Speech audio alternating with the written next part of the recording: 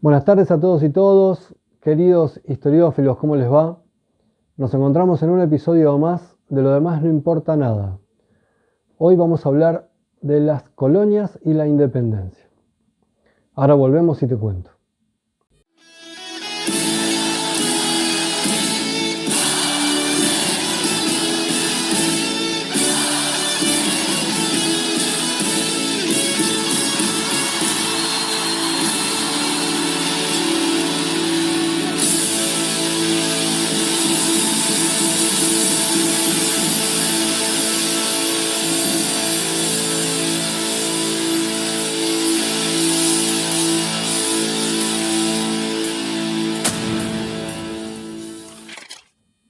Un 9 de julio de 1816 se proclamaba en el Congreso de Tucumán la independencia de la República Argentina.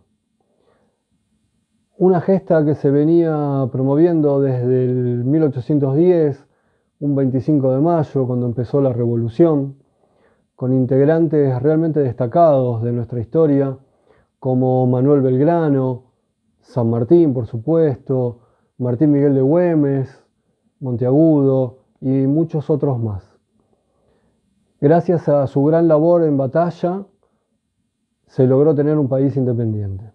Así que, conmemorando ese día, hoy vamos a hablar un poco sobre qué es una colonia, qué es un país independiente y cómo se logran esas independencias.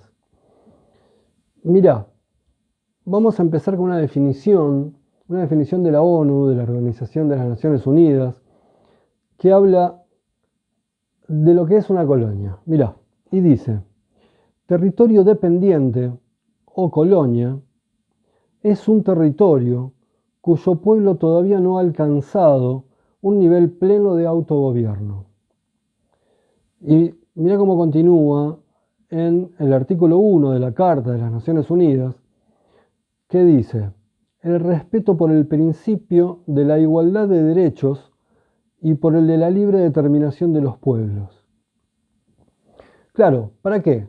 Para gobernarse, para tomar sus propias decisiones y para poder elegir su futuro. ¿Cómo va a ser su camino hacia adelante?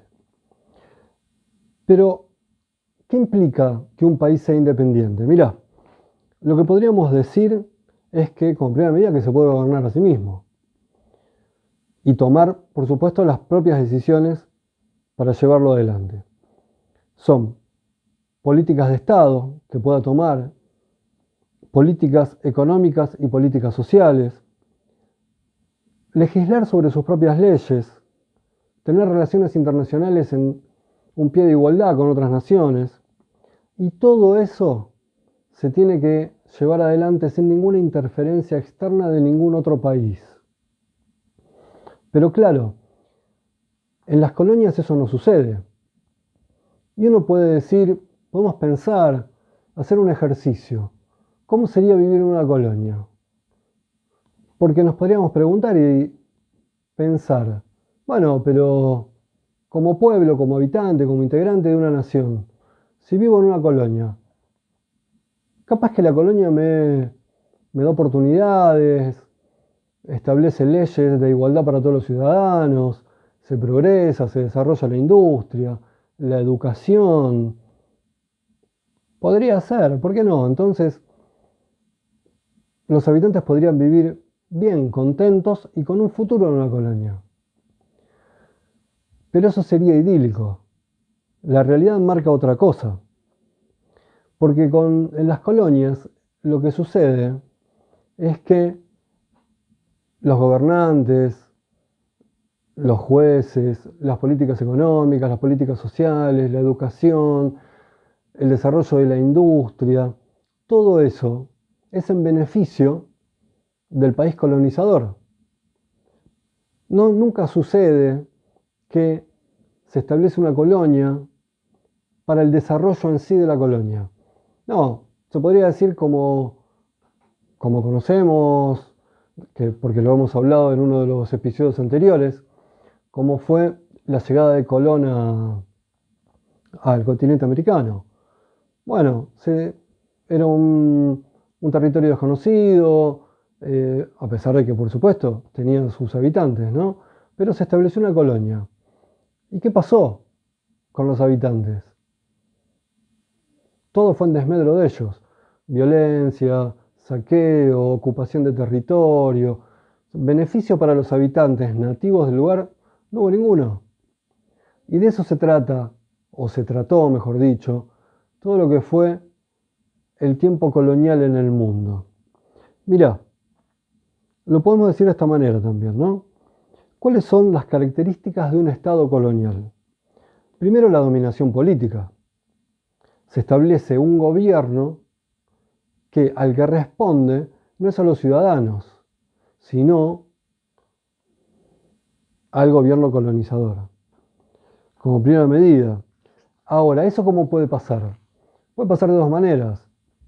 O el gobernante y todos los funcionarios de ese mismo gobierno son designados a dedo o impuestos por el país colonizador directamente, o también puede ser utilizando personajes del mismo lugar que van a colonizar, pero los utilizan para poder gobernar bajo sus reglas. Entonces, no hay autonomía del país, tampoco tiene soberanía desde ya. Pero bueno, eso es lo que sería una dominación política. Después hay una explotación económica también. ¿Y a qué vamos con esto? ¿Se acuerdan lo que hablábamos de Belgrano? Que en sus escritos decía que lo que había que desarrollar era la manufacturación en el país. Bueno, en general lo que sucede en las colonias es que no se desarrolla la industria. Se extraen las materias primas. Porque no es un territorio que al país colonizador le interese que se desarrolle, que haya fábricas, que la gente progrese. No, el beneficio buscan.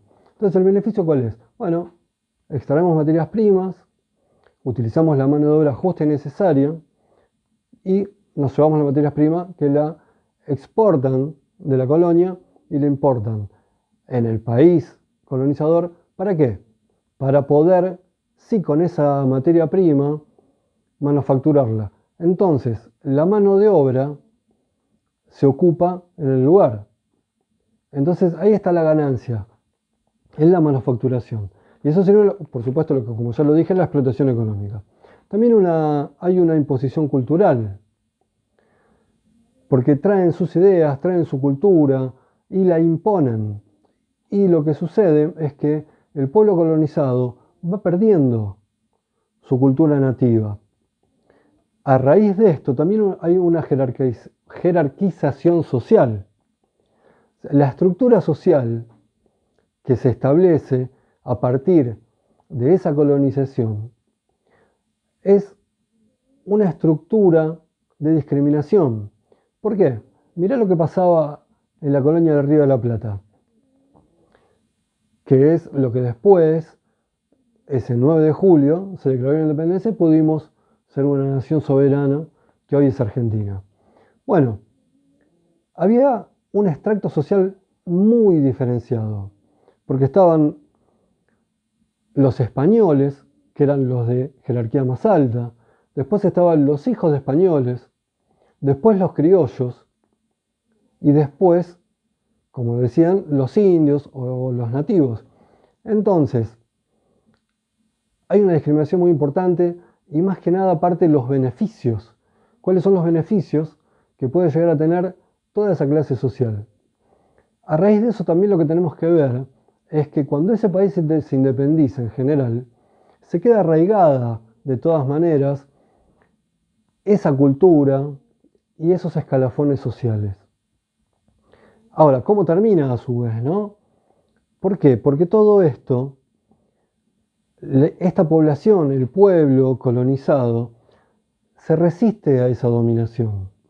Porque obviamente ve la pérdida de derechos, ve cómo se retrae la industria y cómo los beneficios, por supuesto, no quedan en esta tierra, sino que emigran hacia el poder colonizador. Mira, ahí después lo podemos llegar a ver un poco más en profundidad, pero mirá los estados coloniales en la historia. Vamos a tomar algunos nomás, pero el Imperio Español en América tuvo colonias desde lo que hoy es México hasta Argentina. Argentina no estaba colonizada en la totalidad porque el principio de colonización era Buenos Aires, pero estaba la colonización del Alto Perú. ¿Y cuál era el mayor beneficio? Las minas de plata. Las minas de plata y ganado también, pero en mucha menor medida. Entonces la extracción de los recursos naturales, en este caso la plata, era lo que realmente buscaban y a su vez con los diferentes virreinatos lo que buscaban era la ocupación del territorio. ¿Para qué? Para que no venga otra potencia colonizadora. También vemos el Imperio Británico, cómo tuvo sus colonias en África y en Asia, y el Imperio francés también con sus colonias en África y en América. Vamos a hacer un breve corte y en el próximo bloque seguimos.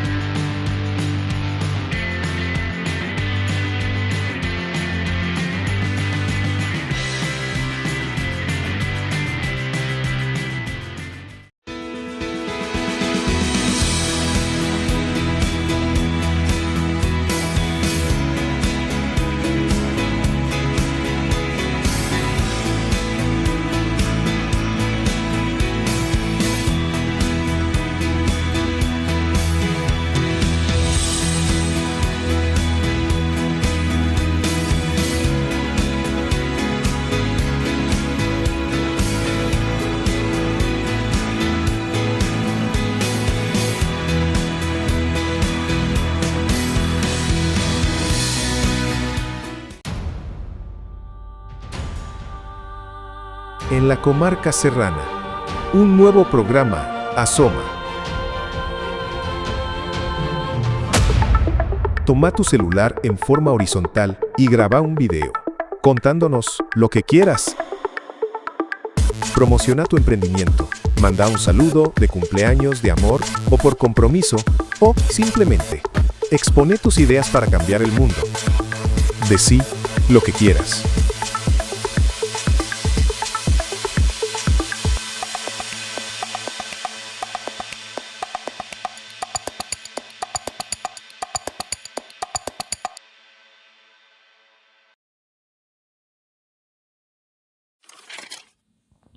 Veníamos hablando de los países colonizados. Mirá, te voy a contar unos ejemplos. La India estuvo bajo el control británico hasta el año 1947. Era la joya de la corona británica. Mirá, ¿qué era lo que extraían de la India? Algodón, seda, salitre y especias. Eso era lo más importante. Y era vital para la industria en Gran Bretaña. Y para manufacturar y poder llevar adelante el comercio, por supuesto, ¿no? Pero vos fíjate algo. Hasta más o menos alrededor del año 1775, la India era una metrópoli inmensa, al mismo nivel que Londres. Y la industria textil era floreciente. Era muchísima la producción textil que tenían. Abastecía sobradamente el mercado interno, cubría las necesidades de la población. Estamos hablando de ser colonia, ¿no? Y tenía producción para poder exportar.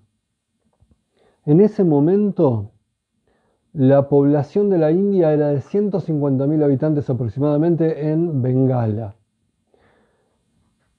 Cuando los ingleses se retiraron y dejó de ser colonia India, quedaron 30.000 personas.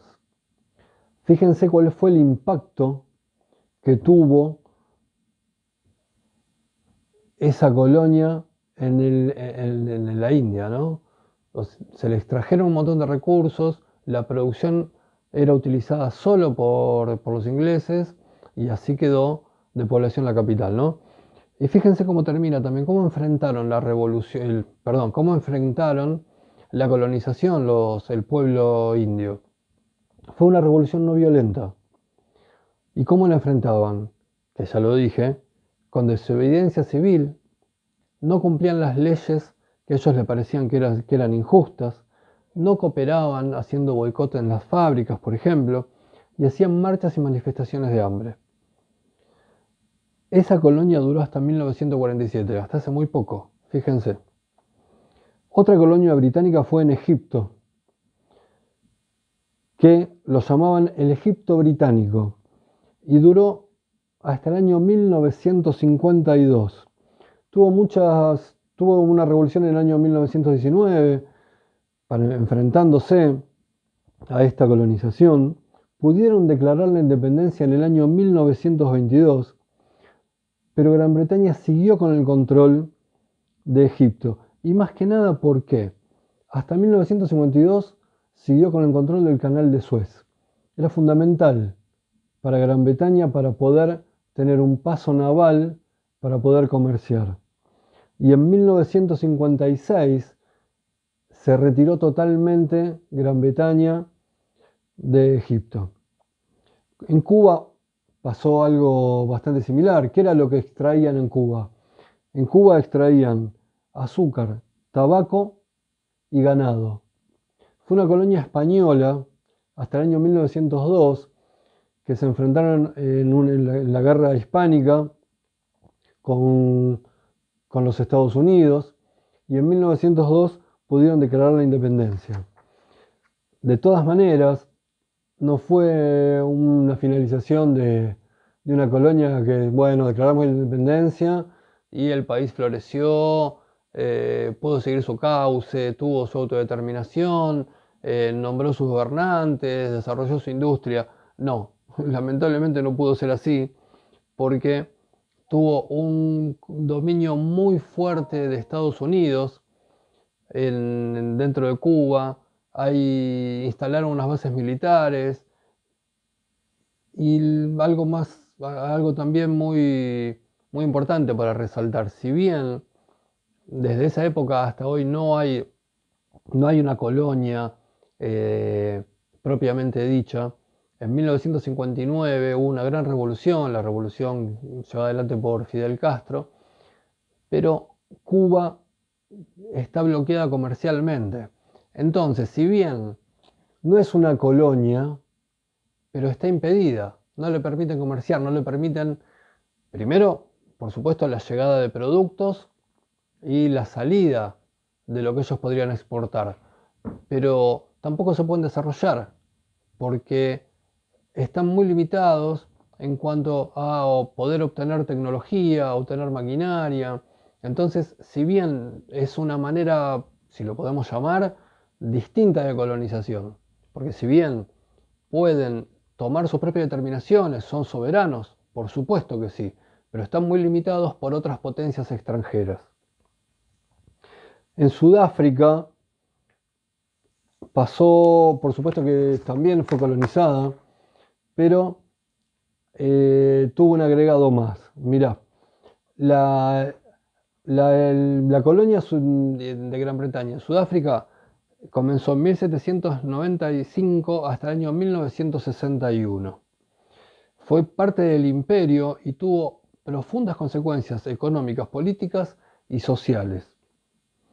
Fue explotada la mano de obra de una manera descomunal, pero por el tipo de extracción de minerales que hacían. Los que buscaban eran oro y diamantes, por lo cual la mano de obra que necesitaban y que usaban, por supuesto, a los pueblos sudafricanos estaba sometida a unos maltratos bastante importantes, pero tiene un agregado más en Sudáfrica, que fue la instauración del apartheid, que dejó un legado de desigualdad terrible, con una supremacía y un gobierno llevado adelante por la minoría, que eran los blancos, y la gente nativa de Sudáfrica eran ciudadanos de segunda, por lo cual se les negaba derechos debido a su condición de la raza, oportunidades, y el apartheid tuvo vigencia desde 1948 hasta el año 1994. La verdad que las consecuencias fueron terribles. Después, con el paso del tiempo, Nelson Mandela pudo ser presidente, se logró la igualdad, pero a un costo muy grande.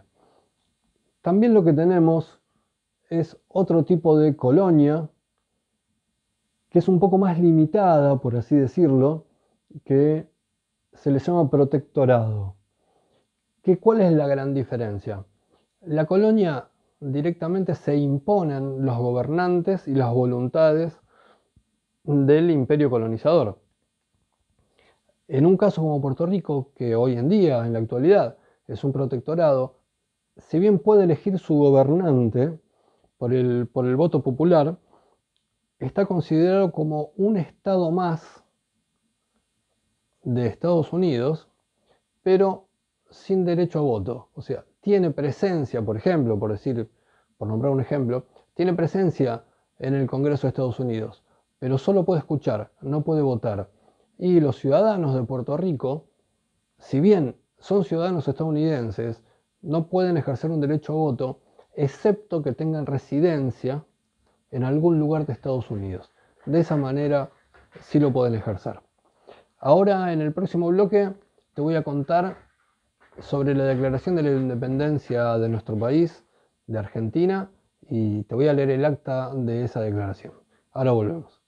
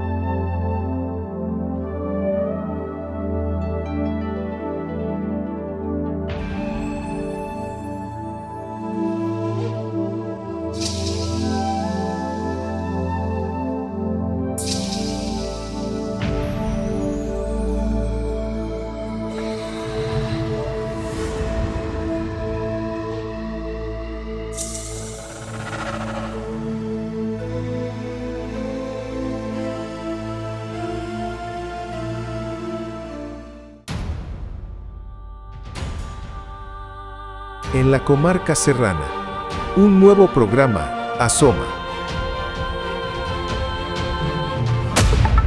Toma tu celular en forma horizontal y graba un video, contándonos lo que quieras. Promociona tu emprendimiento, manda un saludo de cumpleaños, de amor o por compromiso, o simplemente expone tus ideas para cambiar el mundo. Decí lo que quieras.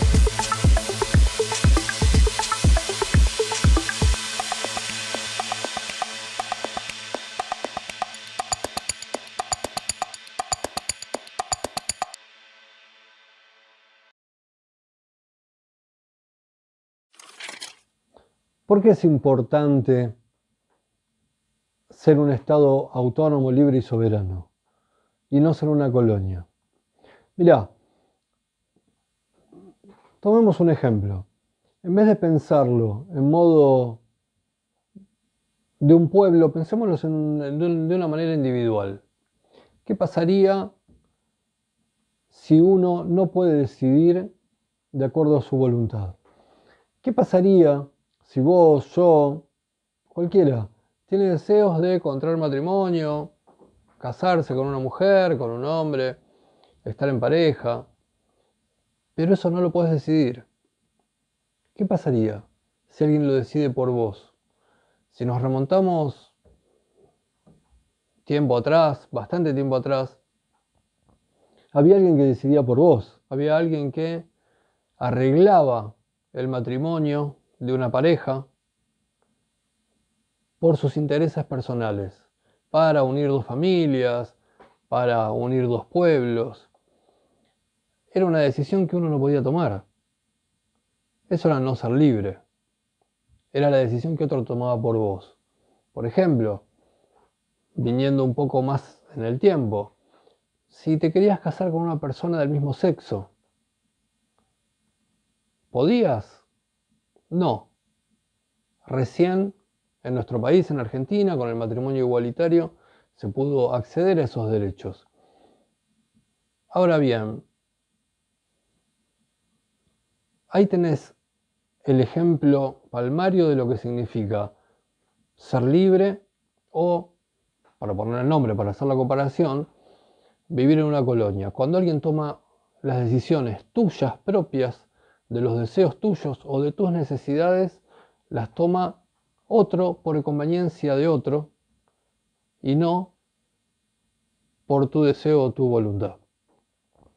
Vimos hace unos minutos que, por ejemplo, lo que había sucedido en India.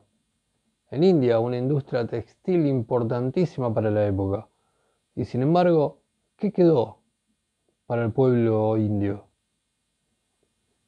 Fue saqueado prácticamente con la disminución de la población. Todo lo que se generaba con la industria textil, los hilados, ¿a dónde fueron a parar? ¿Quién obtuvo esa ganancia? La India no. Lo tuvo el Estado colonizador, pero con la mano de obra india. Por supuesto a muy bajo costo, ¿no? Porque los beneficios no eran para la India, sino eran para los demás. Lo vimos también en Sudáfrica, con la extracción de las piedras preciosas, utilizando la mano de obra, por supuesto, desde ya esclava, ¿no? Pero... Y esa es la forma, esa es la importancia. Podemos poner más ejemplos.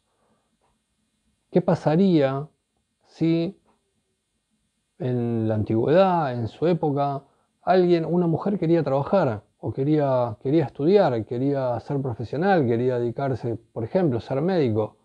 ¿Hubiese podido? No. ¿Por qué? Era imposible, estaba vedado, no tenía la posibilidad.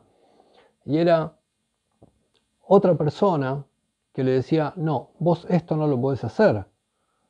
Entonces, esa es la importancia, por lo cual uno dice que el Estado tiene que ser libre. De lo contrario al colonialismo. Nosotros en nuestro país tenemos un ejemplo que es muy actual porque nuestras Islas Malvinas es un enclave colonial británico, desde el año 1833. Y por supuesto que para Inglaterra es enclave colonial, es un punto estratégico, claro que sí, porque está a mucha distancia de su país. Y en 1833 ellos bastante tiempo antes habían perdido las colonias de lo que hoy es Estados Unidos. Entonces necesitaban tener enclave colonial por esta zona. ¿Para qué? Para poder atravesar y controlar el paso del estrecho de Magallanes.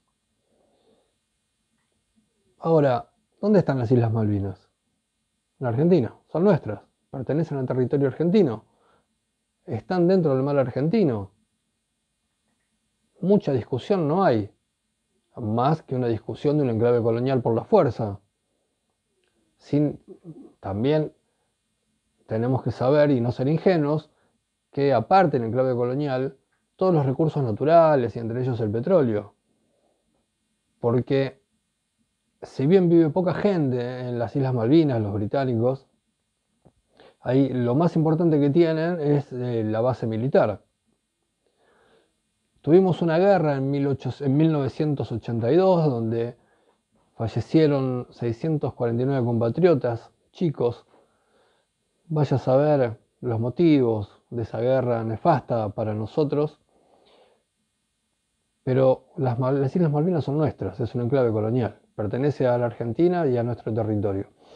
¿Y cómo, traído esto, cómo finaliza, cómo es el fin de una colonia en cuanto al control, me refiero, ¿no?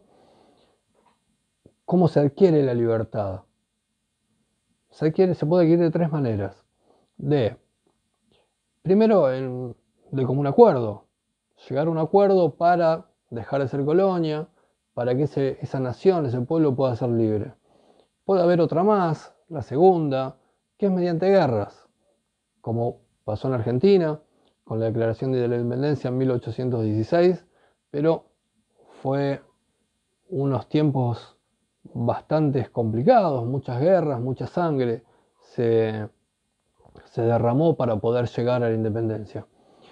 O también puede haber la tercera manera, que es a través de una guerra de secesión, es separar una parte del territorio, también en forma violenta, para por lo menos rescatar una parte del territorio y que la otra parte sigue siendo colonia. De esa manera, de cualquiera de esas tres maneras, se puede llegar a acceder a la libertad de un pueblo, para que volvemos a lo mismo de lo que comenzamos hablando en este episodio, ¿no?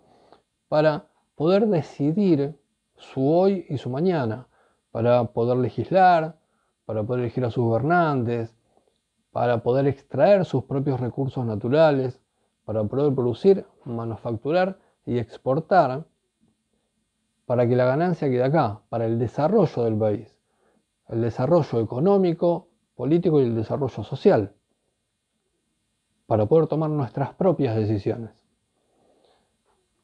Ahora vamos a hacer un corte y en el próximo bloque vamos a hablar del Acta de la Independencia y la fiesta del Acta de la Independencia. Ahora volvemos.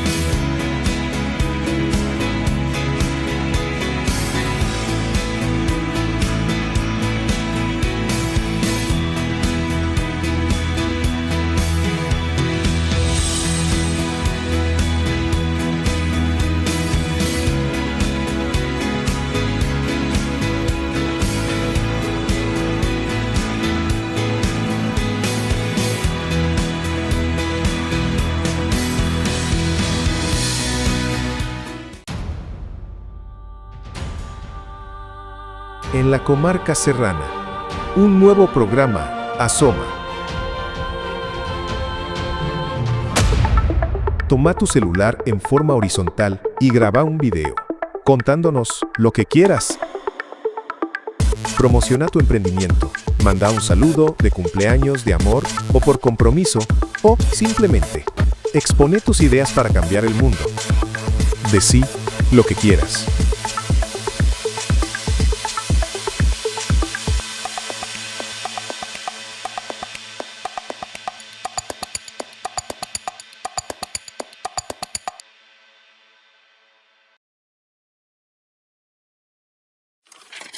Bueno, vamos a hablar un poco de la firma del Acta de la Independencia. ¿Qué sabemos nosotros? Lo normal, de chiquitos lo que nos enseñan. Se firmó en la casita de Tucumán, una casita blanca, con las ventanas verdes, se juntaron los congresales, declararon la independencia, firmaron el acta. Sí, fue así. Pero ¿qué más pasó? ¿Cómo fue? Mira, se firmó en Tucumán, pero empezaron a trabajar el 24 de marzo. Empezaron a trabajar 3 meses antes y eran 33 congresales, los designados por cada provincia, para que se hagan presentes en la casa de Tucumán, para poder empezar a trabajar en la firma de la declaración del Acta de la Independencia. Llega ese 9 de julio, y ese 9 de julio de 1816, un día soleado, sin nubes, contrario a lo que sucedía en Europa. En Europa, si bien era verano, era un verano muy atípico, un verano no usual, porque era muy frío. Había entrado en erupción el volcán Tambora de Indonesia, me había olvidado dónde era el volcán de Indonesia, que había hecho que el verano sea más frío de lo que normalmente era.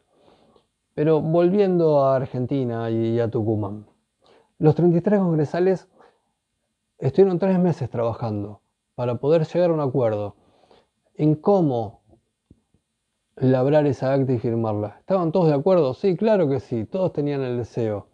Necesitaban declarar la independencia para salir del yugo español.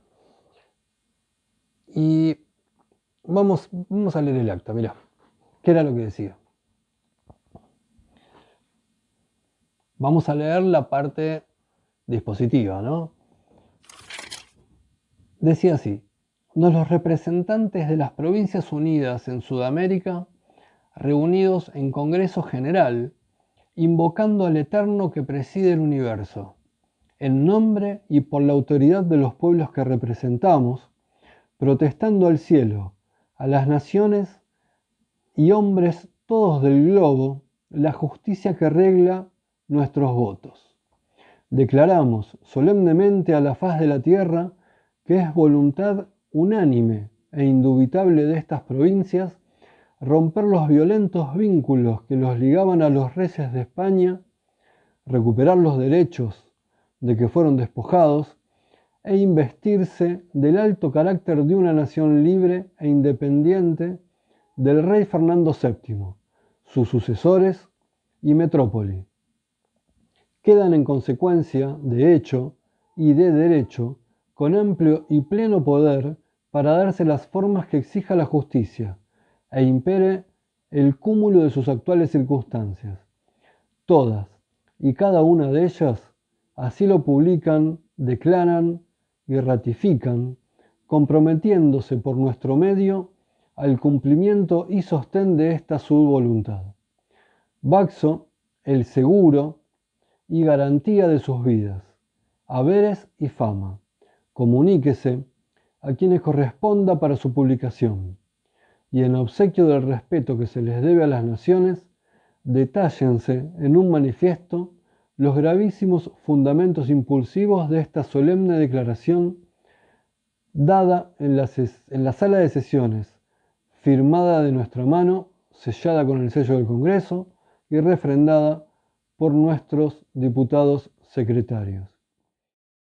Tenemos que aclarar también que hubo un agregado que se le hizo posteriormente, porque que hablaba de la independencia de Fernando VII, de sus sucesores y sus súbditos. Pero posteriormente y en privado lo que se agregó fue y también de toda potencia extranjera. ¿Por qué? Porque en un principio, antes de que lleguen a un acuerdo de la declaración y demás, en un principio se bajaron un montón de alternativas, que una de ellas era traer un emperador ruso, buscar algún emperador inglés para traer, inclusive Belgrano junto con San Martín y con Güemes, lo que decían era que había que imponer un rey incaico. Pero más que nada, según se cuenta, era para contrarrestar, traer un rey de una potencia extranjera, para poder llegar a un medio. ¿Y el medio cuál era? Declarar la independencia, por supuesto. Ese día se declara la independencia. Y eran las 2 de la tarde, el día de la firma. Y imaginémonos, todo el pueblo en Tucumán, en la plaza, esperando a ver qué sucedía adentro. Estaban todos festejando, cantando, bailando zambas. Estaban esperando a que salgan los congresales, porque imagínense la alegría de la gente de Tucumán sabiendo que iban a ser libres. Esto sucede así.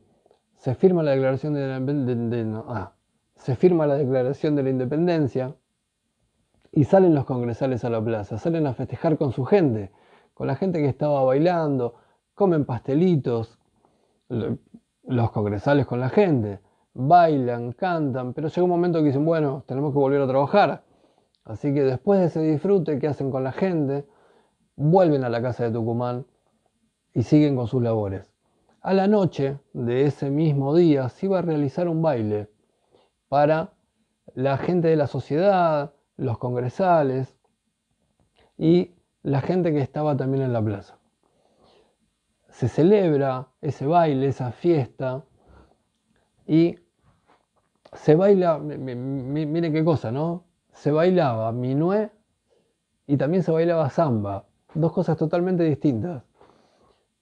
El gobernador Araos, que era el gobernador de Tucumán, tenía una hija, que por lo que dicen era muy bonita, que en un momento del baile se disponen a elegir a la mujer más bella del lugar, más bella de la noche. Se juntan un jurado, lo designan para que pueda ser electa una de las señoritas del baile y eligen a la hija de Araos y la proclaman como la rubia de la patria. La rubia de la patria se llamaba Lucía Araos, que era la hija del gobernador de Tucumán, Araos. En ese mismo baile que se celebró ese mismo día a la noche, entre otros había concurrido Manuel Belgrano. Y estaba con Dolores Helguero, quien fue su mujer, y tuvieron una hija. Bailaron toda la noche juntos. Y después, el día 25 de julio, se celebró un baile para todo el pueblo, un baile inmenso para que pudieran concurrir todos y todos poder celebrar esa gran gesta. En ese baile, uno de los oradores principales fue Manuel Belgrano, en el cual dio un discurso muy encendido, resaltando los valores de la libertad y también haciendo una gran mención y valorando mucho a los caídos para poder llegar a donde habían llegado. Y esto de lo que estamos contando, de la proclamación de la independencia, nosotros lo miramos a distancia. Pero, imaginémonos, ¿cómo podría haber sido, ¿no? ¿Qué podrían haber sentido esas personas, esa gente, los habitantes de Tucumán? Belgrano también, que había luchado tanto, había dejado, después ya lo vimos en uno de los episodios anteriores, Belgrano dejó la vida por la revolución y por la independencia. ¿Qué deben haber sentido, ¿no? Haber podido lograr ser un país independiente, después de todo lo que les había costado, las vidas que se perdieron, la sangre que se derramó, poder haber logrado semejante epopeya. Bueno, por hoy terminamos. En el próximo episodio vamos a continuar hablando de la empresa maderera La Forestal, que nos quedó pendiente del capítulo anterior. Nos vemos hasta la próxima.